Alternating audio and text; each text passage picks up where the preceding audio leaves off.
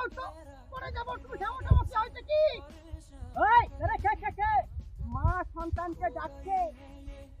মা সন্তানের সবসময় ভালো চায়, সন্তানের কোনো ক্ষতি হতে দিতে চায় না মা। তাই মা ডাকছে সন্তানকে। ওই প্রত্যেকটা সন্তানকে বলছি, যখনই মা ডাকবে মার কাছে সাড়া দিতে হবে। মার কাছে গিয়ে কথাটা আগে শুনতে হবে। খেলাধুলা বন্ধ কর, তোর এই খেলাধুলা রাখ।